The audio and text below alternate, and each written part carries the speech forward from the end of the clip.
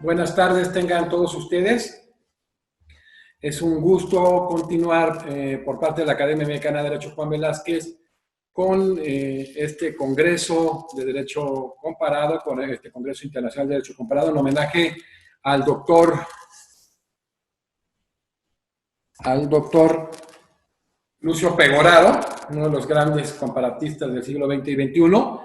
Y hoy continúa con nosotros conferenciando el doctor Agustín Grijalva, quien es miembro honorario de la Academia Mexicana de Derecho Juan Velázquez. Doctor, muchísimas gracias por estar presente en este tan importante congreso.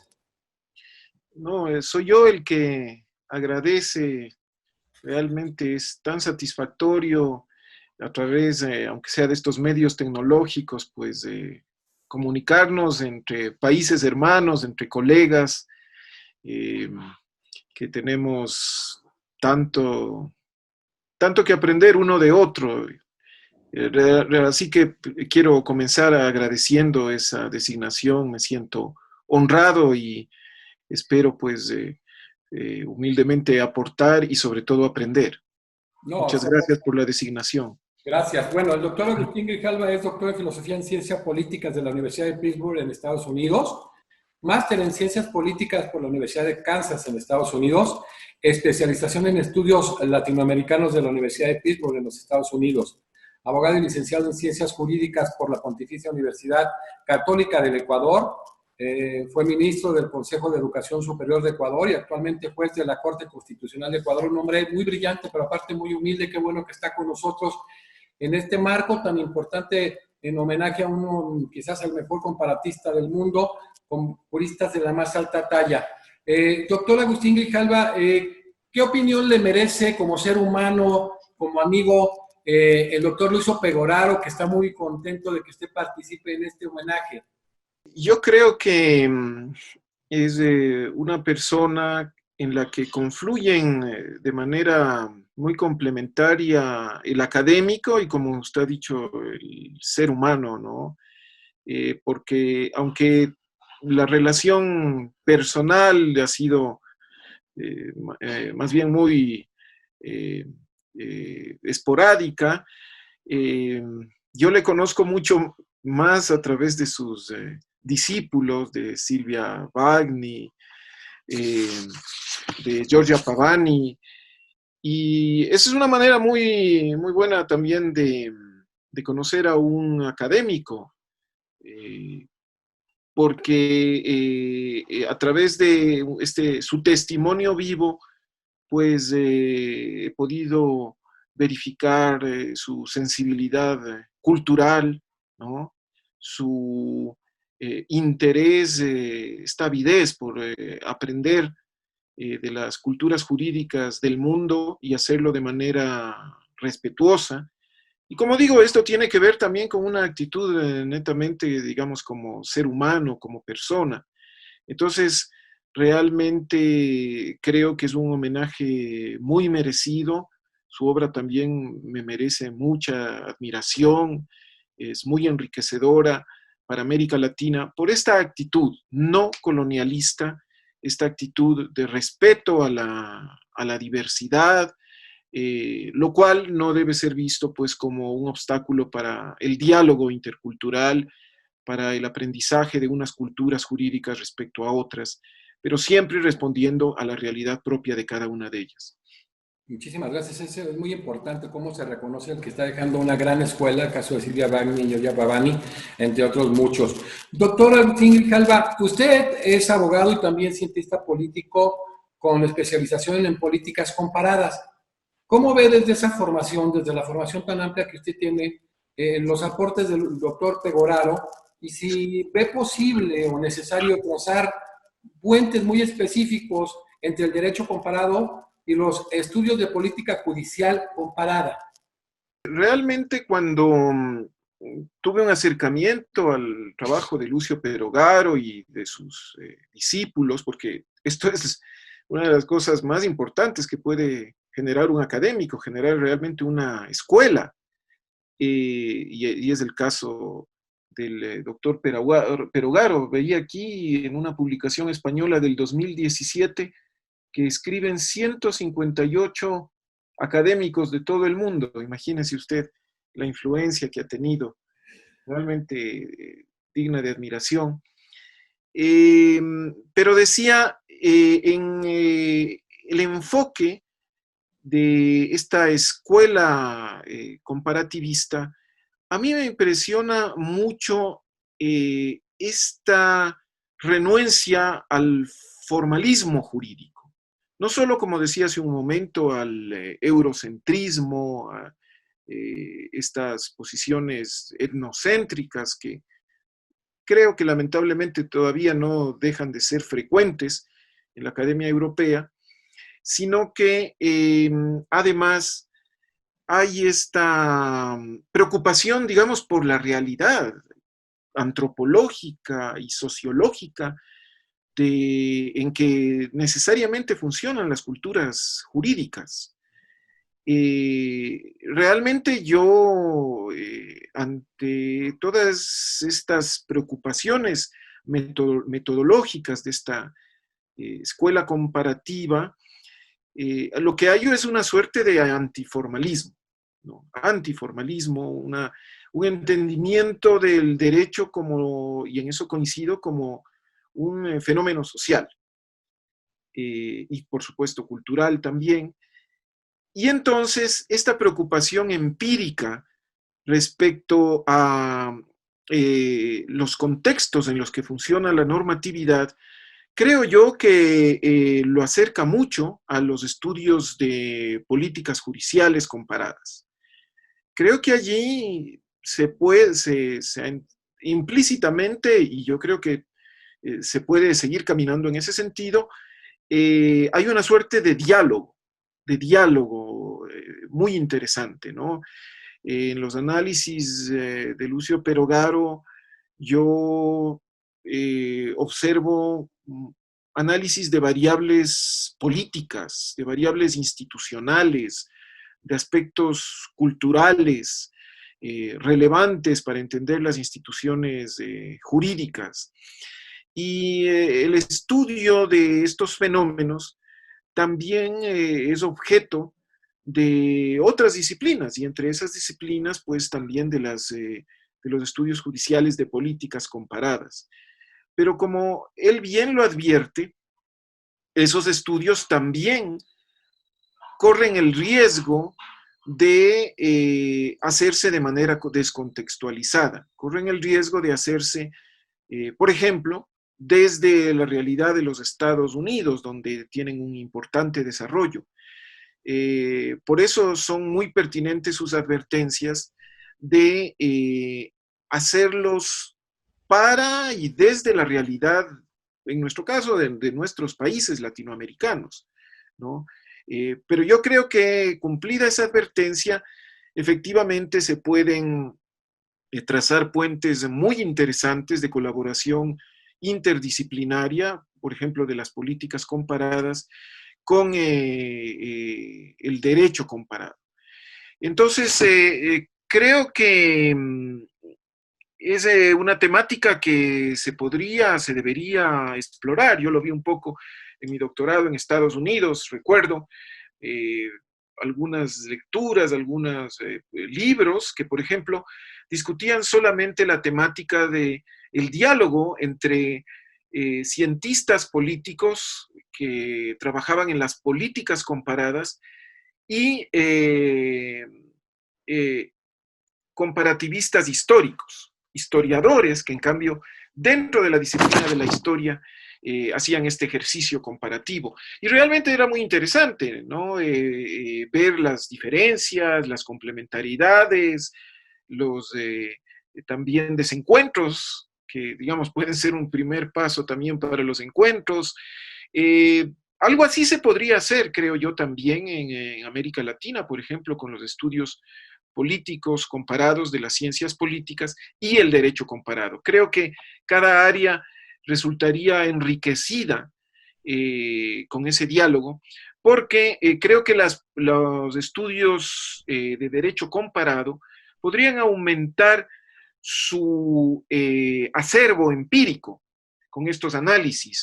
De la ciencia política, pues al no centrarse exclusivamente o principalmente, digamos, en lo normativo, tiene estudios sobre los procesos históricos, sobre las complejidades de nuestros países de carácter sociológico, cultural, muy interesantes, que podrían aportar a enriquecer este acervo del derecho, proporcionarle elementos al derecho comparado para enriquecer estas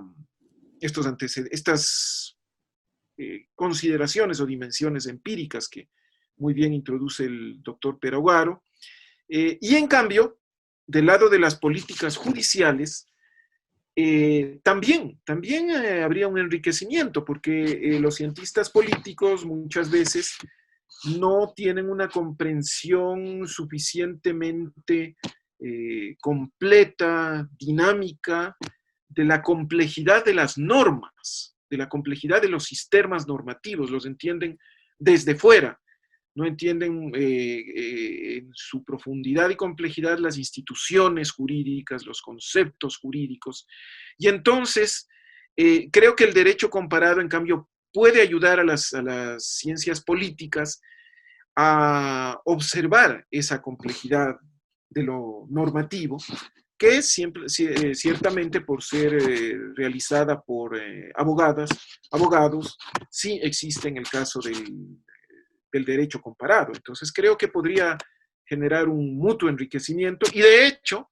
me parece, por los análisis que he escuchado, que ese intercambio de conocimientos ya se está produciendo. Podría suscitarse, podría impulsarse aún más con congresos, seminarios, publicaciones, investigaciones, programas académicos, etc. Doctor, considerando precisamente sus estudios sobre pluralismo jurídico y especialmente en el tema de justicia indígena, ¿cómo percibe el rol de los estudios de derecho comparado? Y en particular el enfoque del profesor Pegoraro y de todos sus discípulos. Realmente en digamos, los eventos académicos y los emprendimientos investigativos en que ha habido una relación, yo me he sentido sumamente cómodo con estos comparativistas, ¿no? Sumamente cómodo porque hay una, como decía, una sensibilidad y un respeto hacia la diversidad cultural. Efectivamente, me parece a mí que también hay una suerte de ejercicio comparativo cuando se estudian y se relacionan los derechos estatales, más bien de corte occidental en América Latina, en contraste con los derechos indígenas de nuestros países.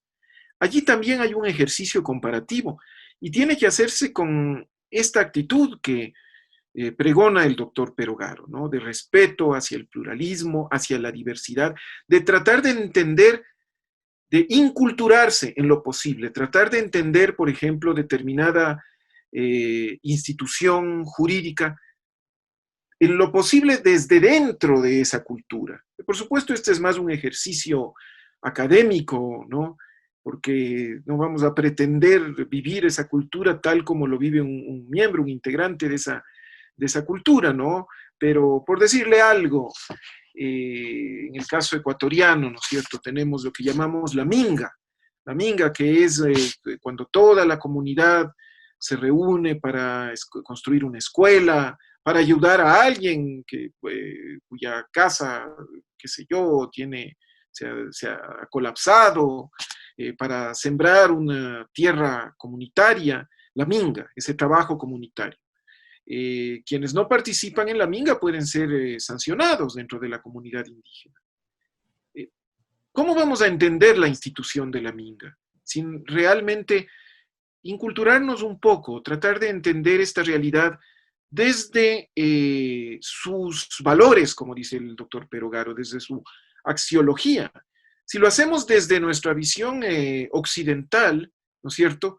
Vamos a ver la minga quizá como trabajo forzado. Vamos a ver la minga como una violación, ¿no es cierto?, de la libertad de trabajo, un colectivismo inaceptable.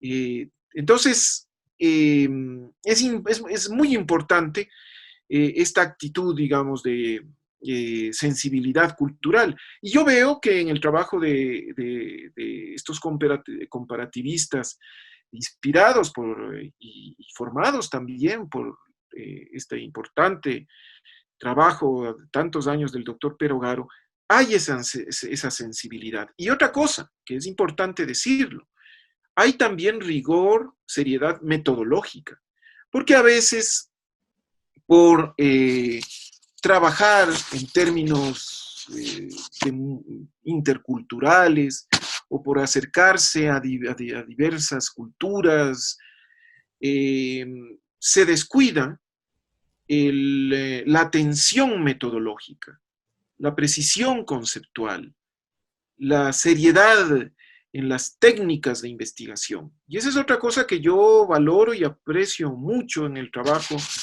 del profesor Pegoraro y de la escuela que él ha inspirado, es ese cuidado, esa atención metodológica, ¿no? Que a mi modo de ver más bien hace honor a esa sensibilidad, a esa diversidad, a ese respeto cultural, acercarse con esa seriedad académica al estudio de otras culturas jurídicas, yo creo que es un complemento ideal realmente.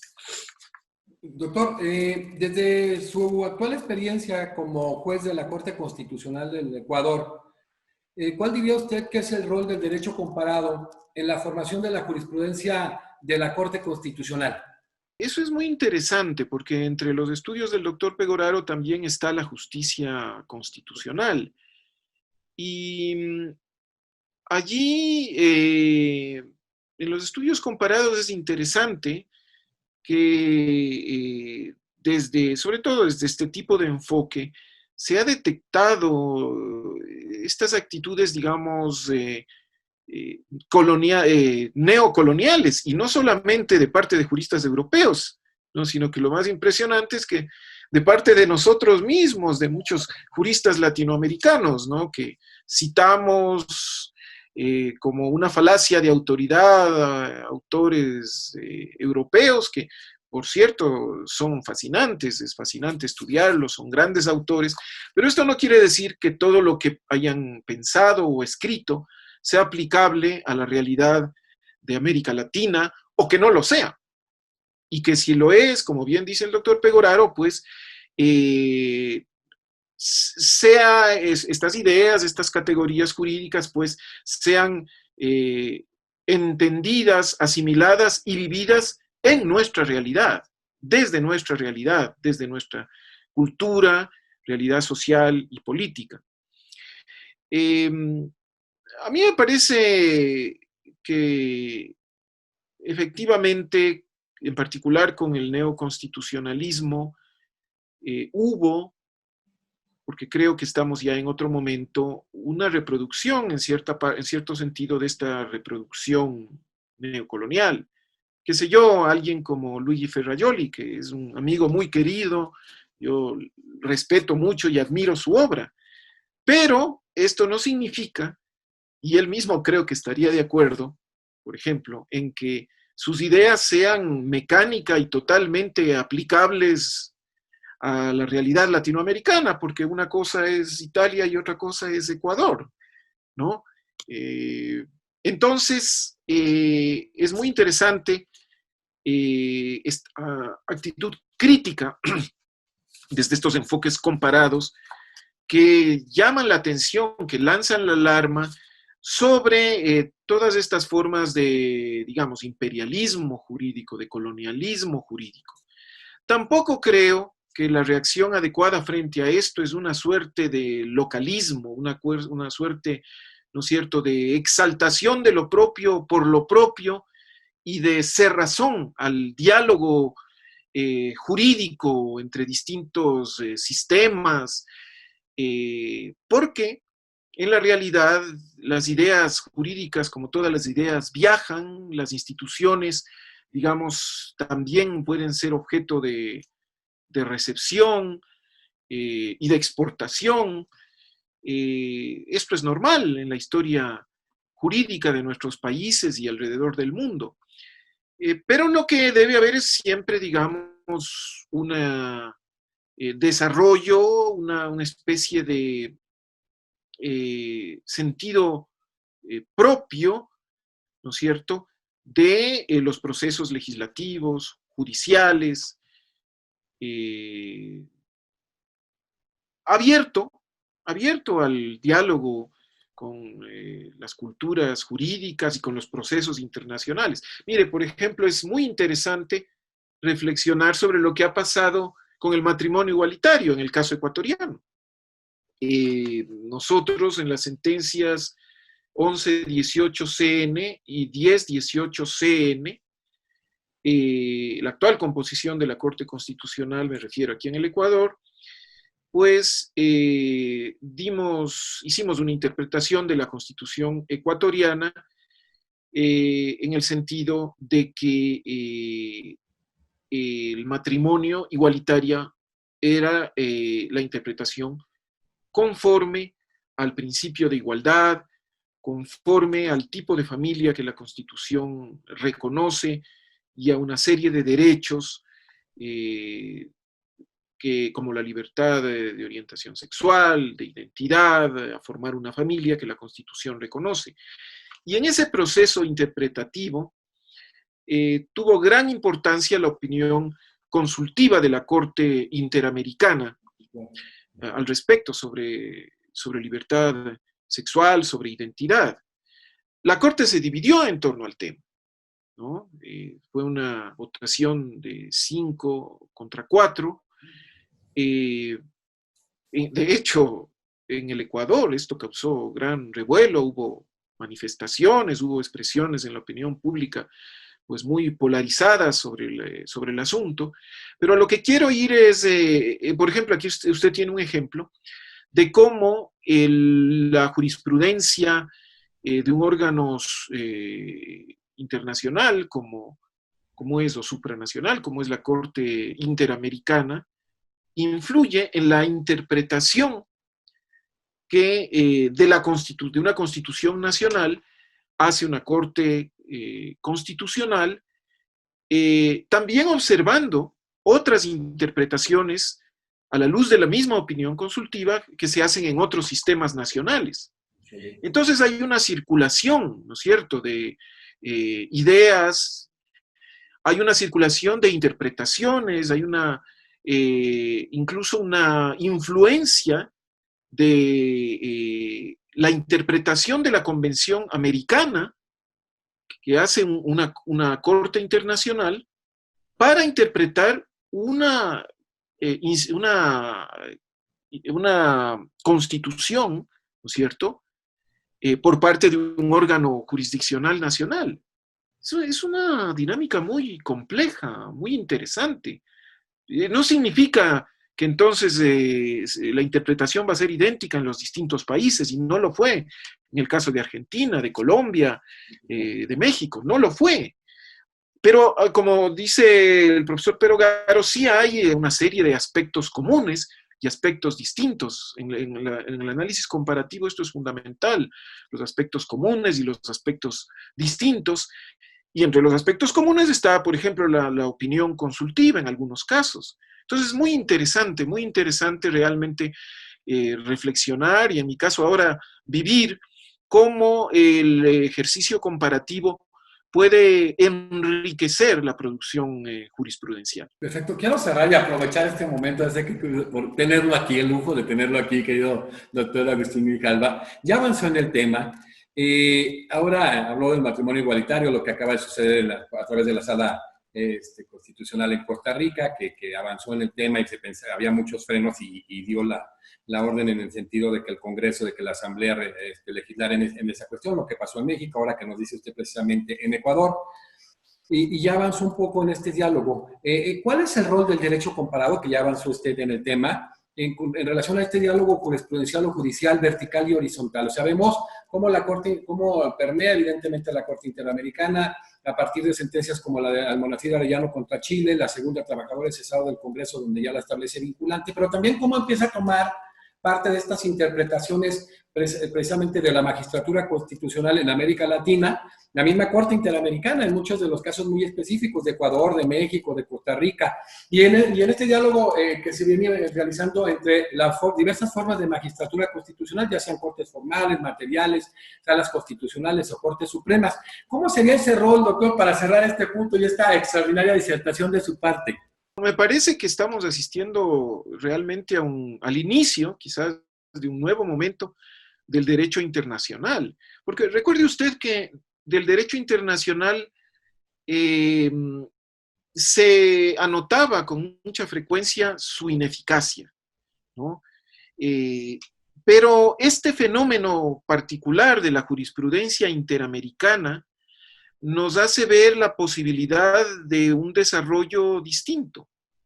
Y por eso creo que, claro, en este momento uno de los grandes debates en la región justamente se refiere al valor jurídico, al nivel o no de obligatoriedad, de vinculatoriedad de, por ejemplo, las opiniones consultivas de la Corte Interamericana o de otro tipo de decisiones.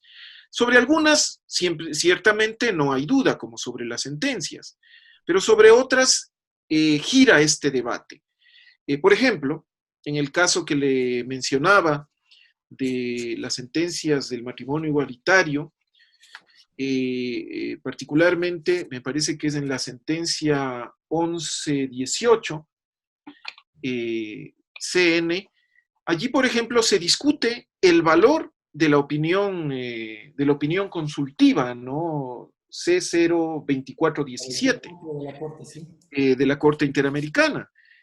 Los jueces que estuvieron en contra del matrimonio igualitario, ellos tienen una interpretación totalmente distinta del valor jurídico de la opinión consultiva del que desarrollamos los jueces que creemos que la opinión consultiva nos obligaba a interpretar la Constitución ecuatoriana como, digamos, algo que no podía ser contrario al matrimonio igualitario. Entonces, esto también es objeto de debate, esto también es objeto de disputa hermenéutica. Y yo veo allí también tendencias distintas. Creo que, pues en un caso hay más una tendencia de mayor internacionalización del derecho constitucional o de constitucionalización del derecho internacional.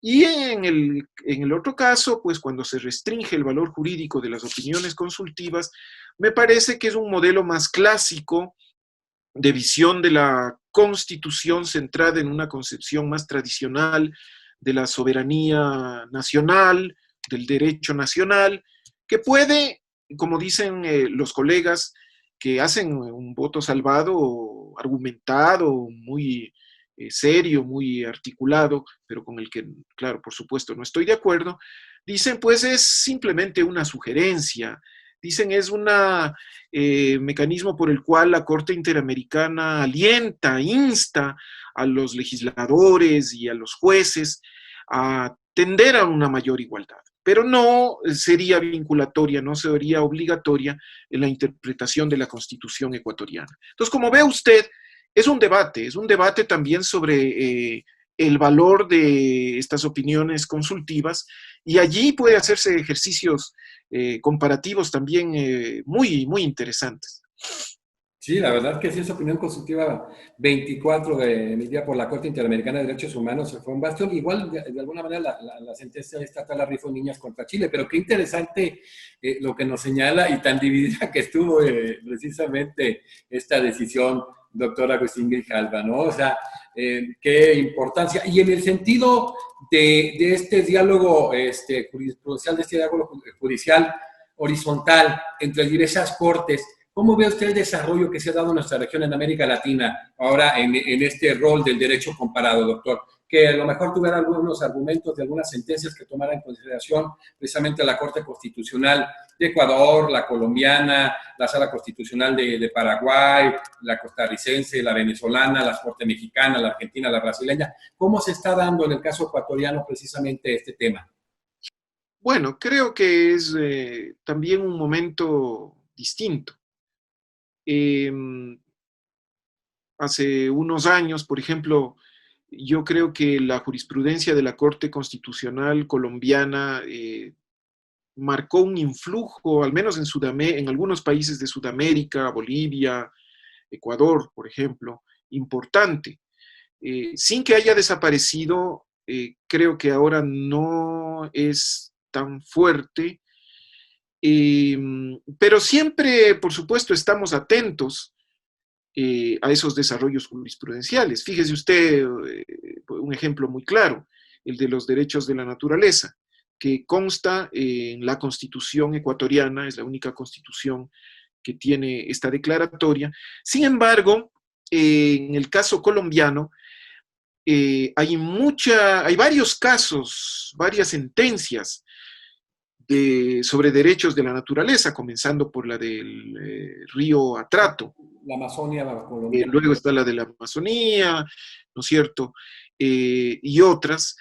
De manera que, y esto hemos notado en relación con Colombia, que muchas de las instituciones o derechos, desarrollos que tenemos nosotros a nivel normativo, Colombia lo despliega a nivel jurisprudencial. Es un fenómeno que creo que hay que estudiarlo más desde el derecho comparado, porque es curioso. Y está pasando con los derechos de la naturaleza. Nosotros lo tenemos en la Constitución, pero la jurisprudencia que se ha venido desarrollando, pues, ha sido fundamentalmente en Colombia, bueno, además de lo que existe en otros países, ¿no? El caso de Nueva Zelanda, de India, es interesante. Entonces, yo diría, sí hay una atención al menos de algunas cortes hacia lo que realizan otros. Cuando uno estudia algún fenómeno, alguna institución, tiene un problema jurídico, pues sí se pregunta como juez, ¿no? Bueno, y esto mismo, ¿cómo se resolvió y se discutió en otra corte? Pero como bien indica el doctor Pegoraro, allí sus advertencias son muy sabias. Hay que tratar de buscar primero los sistemas más similares, ¿no? Más similares del país en el que uno está haciendo el análisis.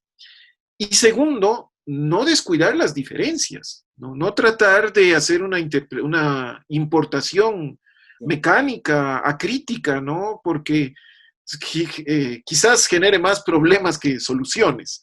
Entonces es esta recepción, digamos, siempre atenta, crítica, y este diálogo, mejor dicho, porque debe ser bilateral, que debe plantearse, ¿no? En ese sentido, me parecen siempre muy interesantes las reuniones de jueces, los congresos iberoamericanos, de magistrados, de presidentes de cortes constitucionales, en que presentan sus casos. Ese diálogo jurisprudencial es valioso, es interesante. Es, diría yo, una práctica comparativa, que puede servir de base también a estudios comparados muy fructíferos.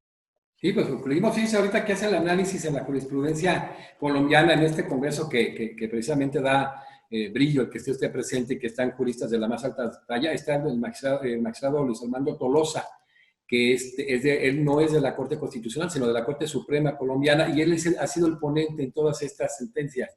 De hecho, en la del famoso Sochucho, donde da personalidad jurídica a los animales, la Amazonía colombiana, etcétera, y ha tomado, ver ahora la referencia en este tema del rol del derecho comparado, pues de la Constitución ecuatoriana, que es de los más altos niveles en el ámbito del derecho. Pues muchísimas gracias, doctor Agustín Grijalva, de verdad ha sido un gusto y un lujo tenerlo en este congreso en homenaje precisamente al doctor Lucio Pegoraro, un comparatista extraordinario, pero con juristas igual de la misma talla, a los que él les tiene un muy alto respeto, y en lo personal, su servidor como presidente de la academia, y la academia también lo tenemos y lo reconocemos. Y bueno, este tipo de prácticas, ¿no? Ahorita, por ejemplo, imagínense después un foro donde esté el magistrado Tolosa, esté el doctor Agustín Grijalva, 4 o 5 jueces o magistrados constitucionales de la región que tenemos mayores similitudes haciendo análisis de este tema, por ejemplo, de la persona jurídica de la naturaleza, o gente de la Corte Interamericana ahora que le dan personalidad jurídica precisamente también a la naturaleza. Pues doctor Agustín Grijalva, es un privilegio haberlo tenido en este Congreso Internacional de Derecho Comparado con motivo del homenaje al doctor Lucio Pegoraro. Y pues qué bueno que tenemos juristas de su talla para ir entendiendo sobre todo la esencia y la importancia del derecho comparado. Muchísimas gracias, doctor. No, gracias a usted y le agradezco muchísimo por haberme dado la oportunidad de sumarme a este justo homenaje al maestro Pegoraro.